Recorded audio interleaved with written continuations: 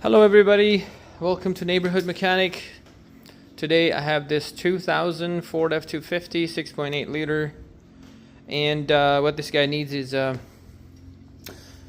rear main seal. I'll be replacing that. For that I have to remove the transfer case, transmission. If the exhaust is in the way, remove the exhaust. Starter motor, torque converter bolts, transmission housing bolts, drive shafts. So just like any work, before we start anything, we're going to disconnect the battery cable. You really want to make sure the system is drained. What we need to do here is we also need to attend to the starter motor.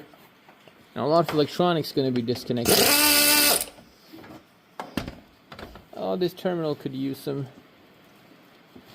TLC, I guess. Alright, we're going to... Let's see. Looks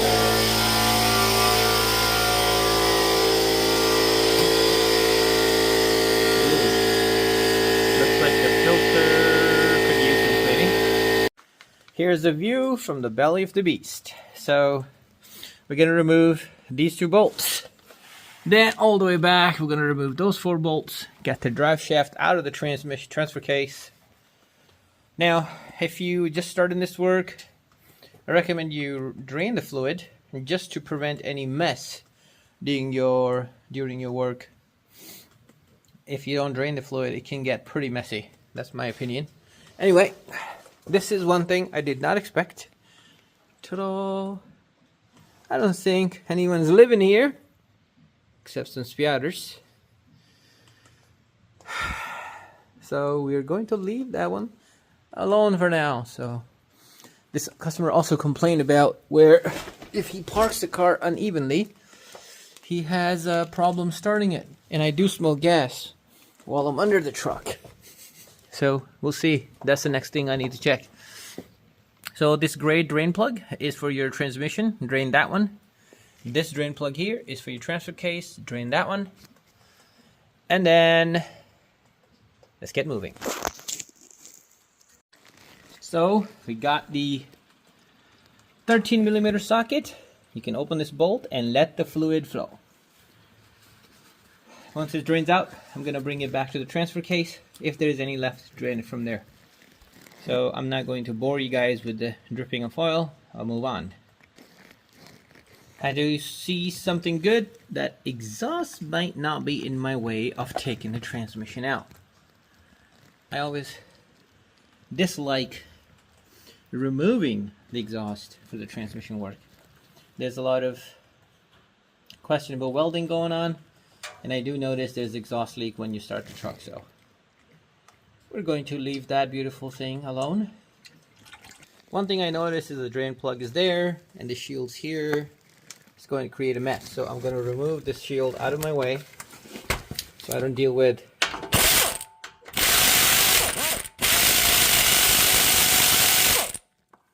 mess, which is extremely unhelpful.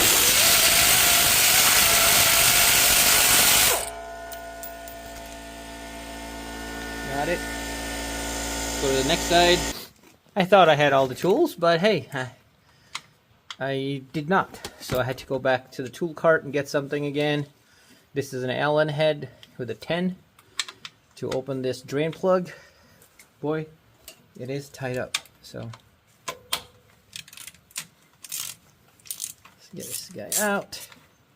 One thing you gotta be careful with, as soon as you open this, you might have a heavy stream going straight to your face if you're under it.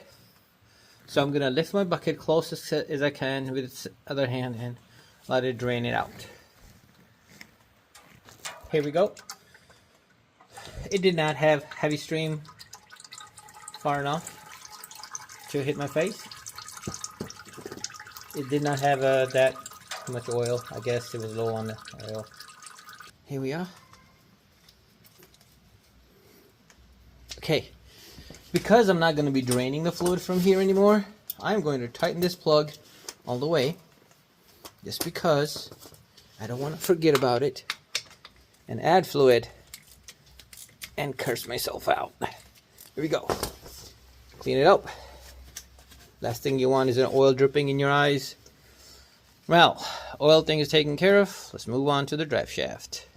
Let's see if my light will listen to me today. Perfect. Perfect. Not perfect. That one does not want to listen. Alright. Fudge. This fudge cake. Alright, man. Oops. Alright.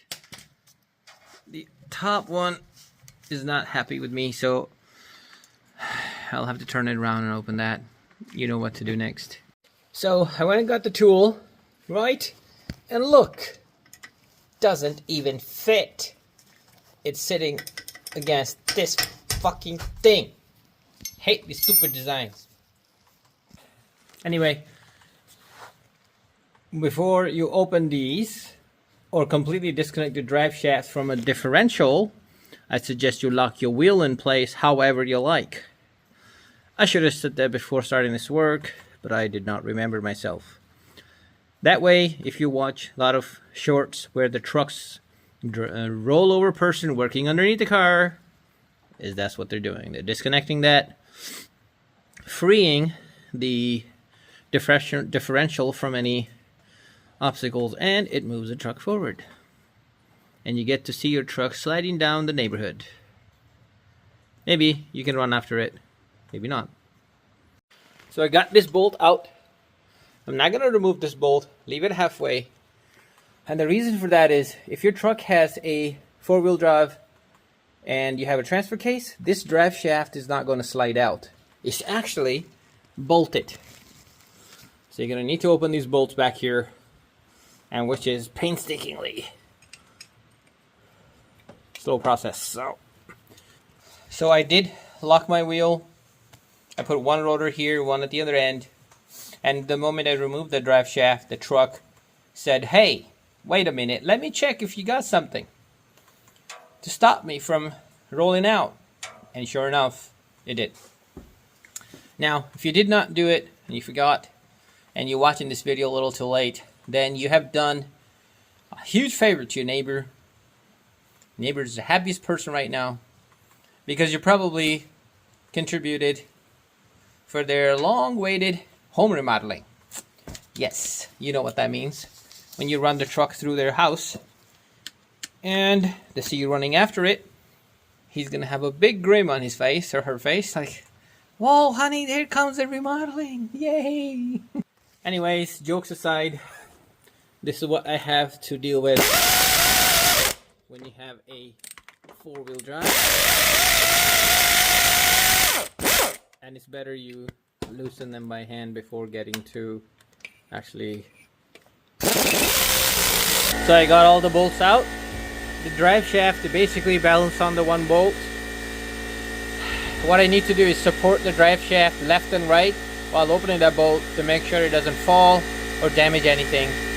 The drive shaft carrier bearing does look a little worn out, but I will notify that to the customer. We also have these shims here. If you can, make a picture of it, count it, make sure you're not missing any when you put everything back together. Another thing I recommend you do is get yourself a box, any kind of box where you can put all your screws. Because if you work on cars, you probably agree with this, with me on this. Sometimes a screw falls right in front of you. When you go to look for it, it is as if it has disappeared into a third dimension. You can't freaking find it. This is a transmission mount. Now, funnily, it's mounted onto the transfer housing, not the actual transmission. So the transfer housing right here is the one holding this entire transmission transfer case. We're going to remove these two bolts. And then I'm going to remove those two bolts here. Those two bolts. Sorry. Oh, come on. Here. And get the entire brace out. Now, I'm going to just remove these for now. And then I'm going to disconnect all the electronics, linkage, front drive shaft, starter motor, and so on. And of course, transmission cooler lines, dipstick, whatever else needs to be taken out. So to remove the front drive shaft, you still have to deal with these bolts. I don't have enough clearance between the bolt and here to put my ratchet in here. So this is another painstaking process. So to remove this transmission link cable here, we're just gonna go behind it, very gently pry it. Well, you don't want to break this, otherwise your job just became longer, because these cables are extremely hard to find. So next, right here is like a little area here. You're gonna push in from the top and bottom. These kind of things do require both hands, guys, sometimes. So anyway, so you push these two together, slide the cable out, plugs out. I'm gonna guide the harness out of the way.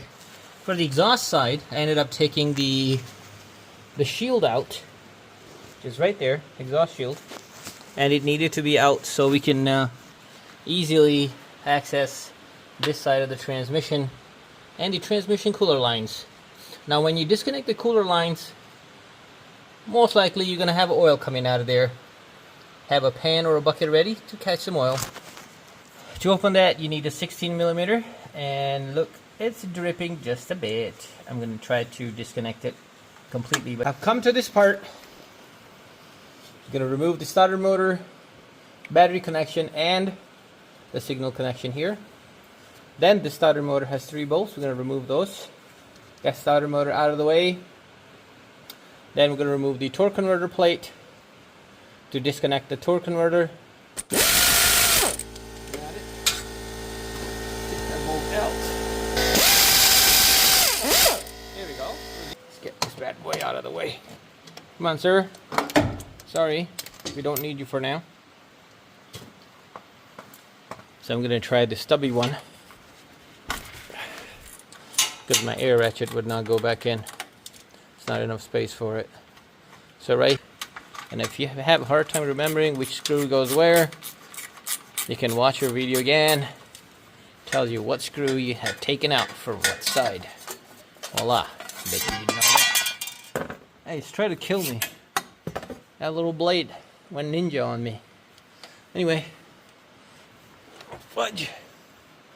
Yeah, here you go. Torque converter bolts. So, just to let you know, this torque converter has 6 bolts. And this is another way to find out if you have removed all of them, is once you have done it, you can move the torque converter, and you should be able to hear this noise. That means you have successfully disconnected the torque converter from the flywheel, and you can go ahead and start removing the transmission. Now, if you left one bolt behind and you try to take the transmission out, the torque converter will stay onto the flywheel and the transmission will slide out. It will have a lot more problem for you, because now you have to slide the transmission instead of this much. Now you have to slide it around this much out to get the transmission free. So, and then of course, if the transmission is free and you notice it's not disconnected all the way, it gives you a little bit more problems. So here are the transmission bolts on top. So what I do is I take out these ones that are easy. Then I will take out the transmission brace, lower the back of the transmission a little bit to get access to the top ones. So let's get this out. Perfect. Top one there. Got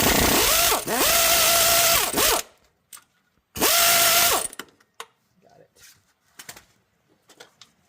So here's the bolt. You guys sit in. Alright.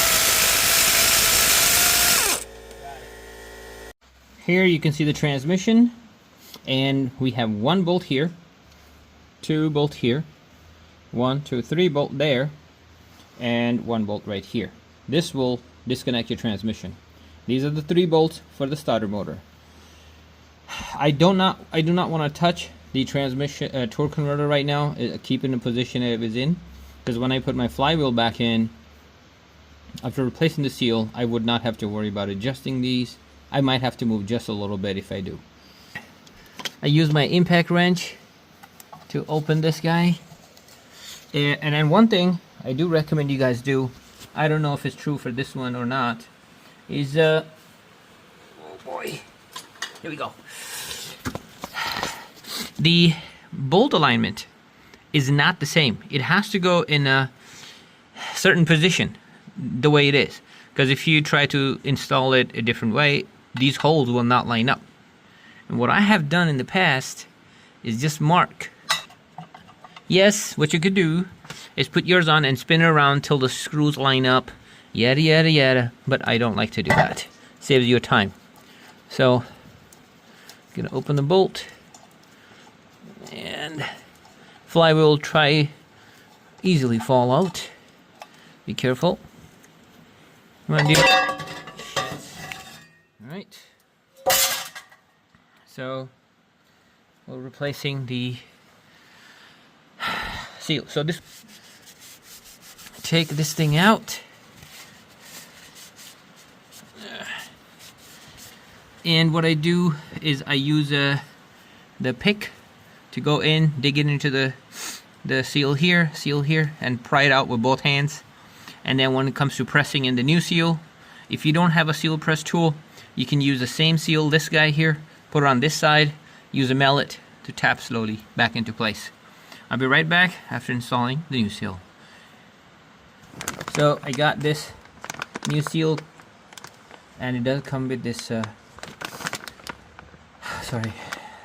little safety, so make sure the seal doesn't get bent. I normally do this, hold on.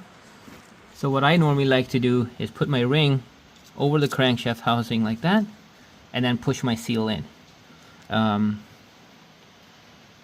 what it does is the inner lip of the seal will bind into the crankshaft, and I can slowly guide the seal back in with a mallet. Here we go. Seal's back in, sitting flush here, and I don't have any binding or biting under the crankshaft. One thing you want to make sure is when you install these hard to reach parts, you do not use aftermarket parts here.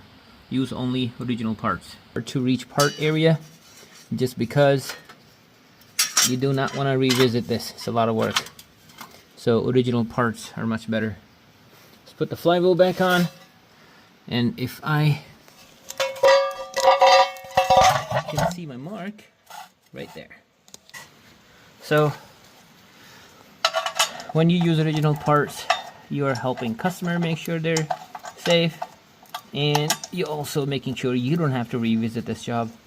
I'm gonna hand tighten, hand guide all the screws as much as I can, torque them down, put the transmission back in, add fluids. One thing I know you would have to remove, I did not show you, is a dipstick. Right here, 10 millimeter, and that helps.